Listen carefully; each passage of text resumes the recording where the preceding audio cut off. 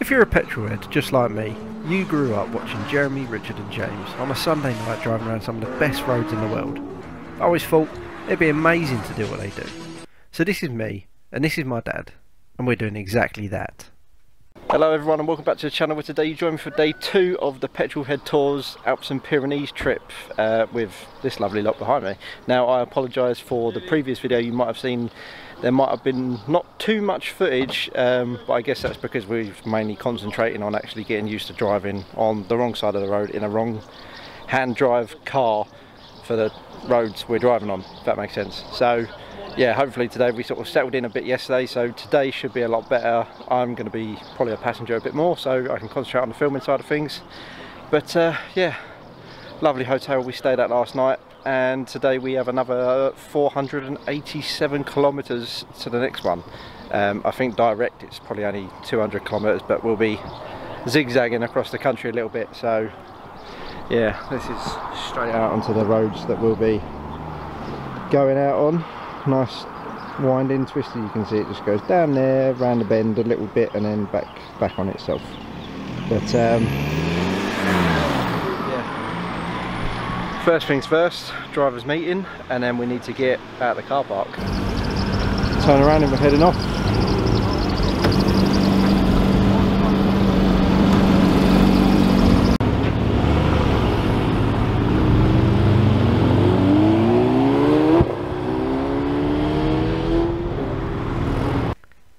The first quarter of the day was pretty chill. It was nice, easy going, 30-40 kilometres of straight arrow roads and motorways just to get us into the day. The Spanish locals will make life easy for you. Generally they tend to indicate over and let you pass nice and easy. They enjoy the flyby as well. Even this lorry driver done 2 laps of the roundabout to let us past.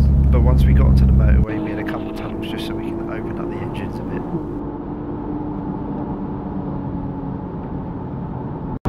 Right, you guys behind me on the red CT3. I'll go, leave about 3 seconds, and then you go. Ready?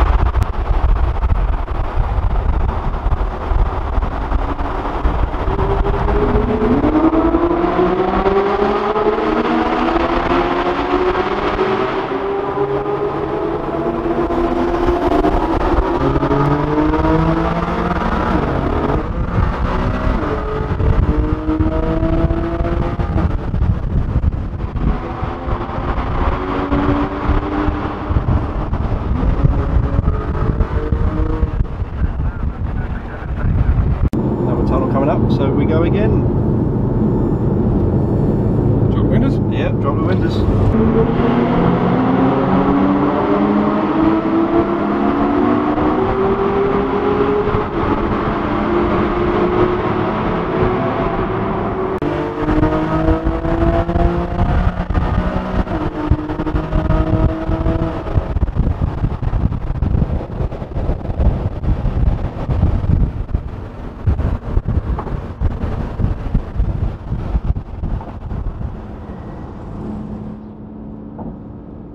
Once we had finished messing around in the tunnels, we then decided to just sit back, enjoy the roads and take in some of the stunning Pyrenees scenery.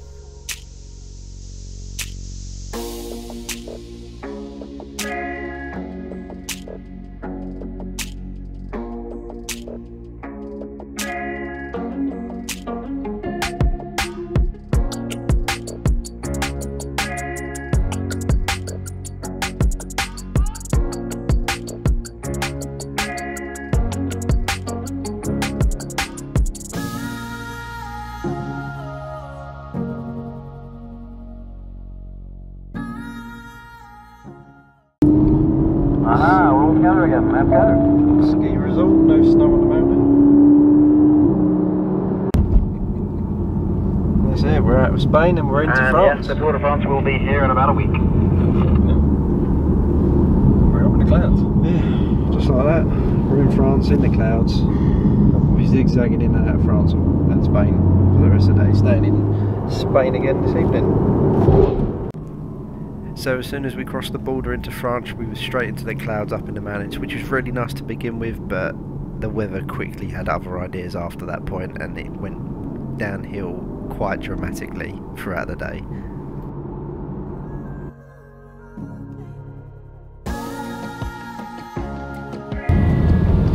back up into the mountains in France, somewhere in the Pyrenees. I guess we're going to be above the clouds in a minute. It's even foggy in the tunnel.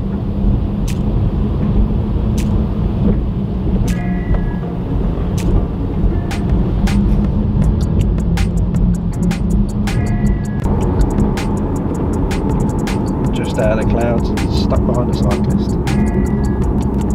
So, lunch break. I don't know what town we're in, some little French town nestled in the valleys in the Pyrenees somewhere. Although, despite the fog and the cold warnings, it's still pretty warm, which is nice.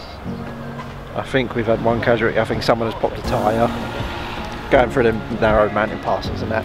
Overhanging rocks that have fallen in the road. But yeah, we're just in this random little place that we're going to go find some lunch. Just finished lunch, out to a little fuel stop. Petrolhead style, right out in the valley. Look at that for a view.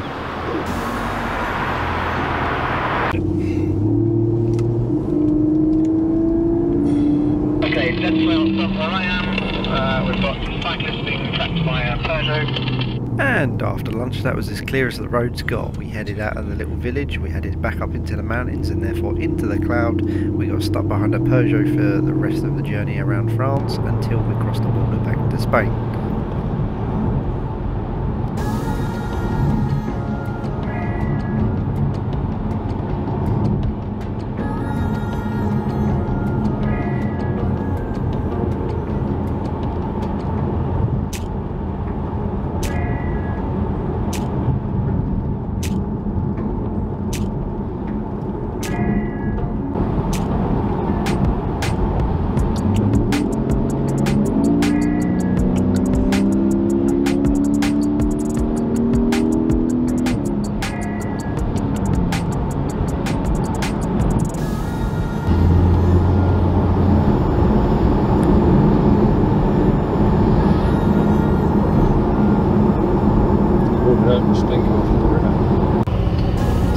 So quick fuel or coffee stop, and empty the old bladders, and off we go again. Unfortunately, it's pretty much been foggy the whole way through France and up the mountains, but as soon as we got through the tunnel back into Spain, it has cleared up. Yeah, I probably shouldn't have said that. So between the fog-covered mountaintops in France and the rain-filled valleys in Spain, Mother Nature was just getting started, and she was going to show us something no one had ever seen before.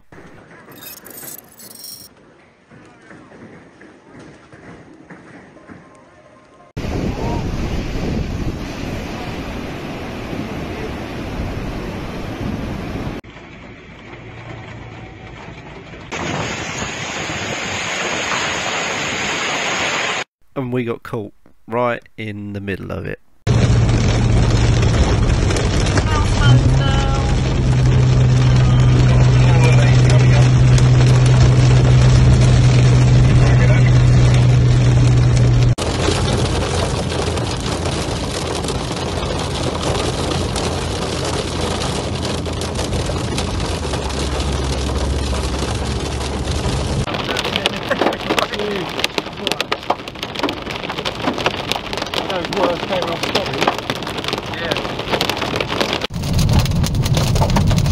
Recording how I die.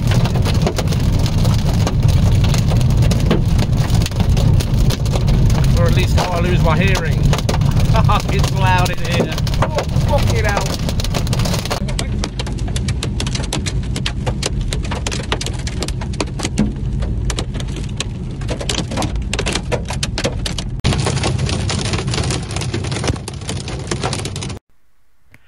Now, I don't know about you, but personally this is the largest pieces of hail I've ever seen, and when you're driving out in a country you don't know, in this sort of weather conditions, you're all getting split up. There was only one thing for it, and that was to try and find a place to take shelter. There you go, around, mate.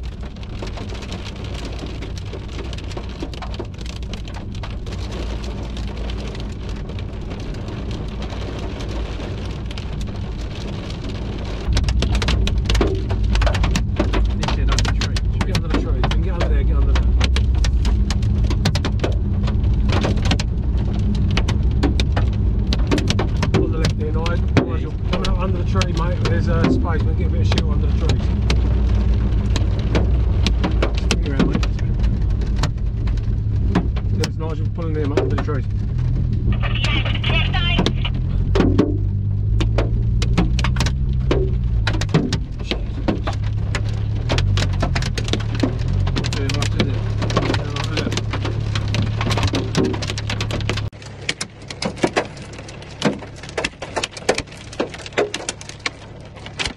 rain, they say. Right. It's sounding about hailstones. We're all riding under trees, trying to get away from the hailstones.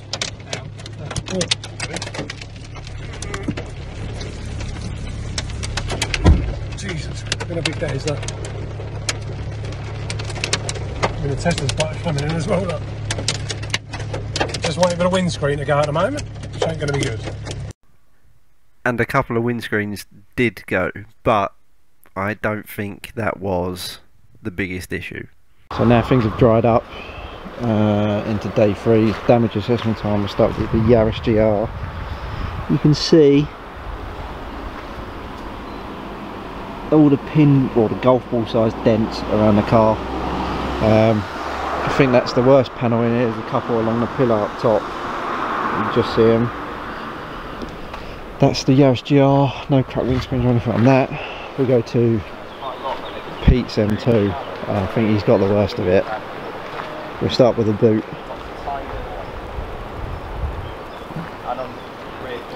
Yeah, so new. There is a crack there. The roof. Oh my god, there's like the size of the hail we encountered, and then there is the windscreen. Yeah, bonnet, not much better. Yeah, so we got lucky with the little dent that we had. So we got a tiny little dent there. There is a couple of minor ones somewhere along there that we spotted, one about there. So we got pretty lucky. Guys from the Netherlands, this is their brand new GT3. New rear windscreen required. Nice golf ball hit it there.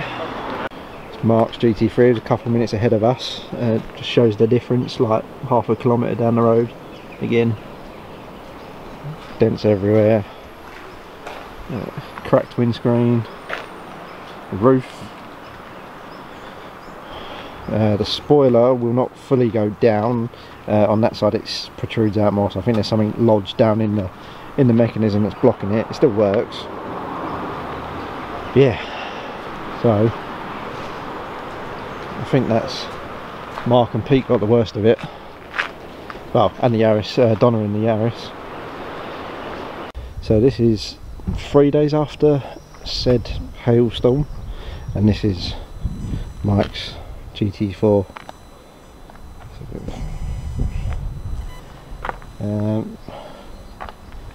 You can see he has also been battered.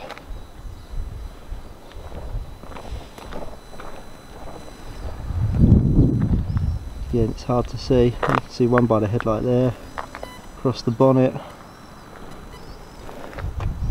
a couple more in the wings, but the roof, you can see 2 big ones there, a few more to the back, and they're just the big ones. There are up to hundreds on these cars. One in the rear quarter, can't just see it, but it's there. On the arch, just there.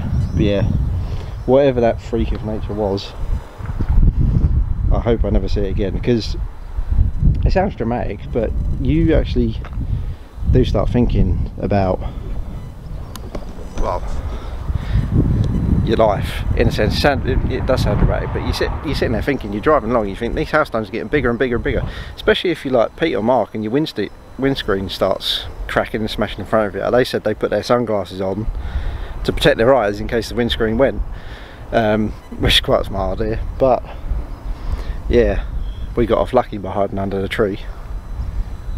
Yeah, not sure what to say on it really. I mean, I hope whatever the outcome is, when they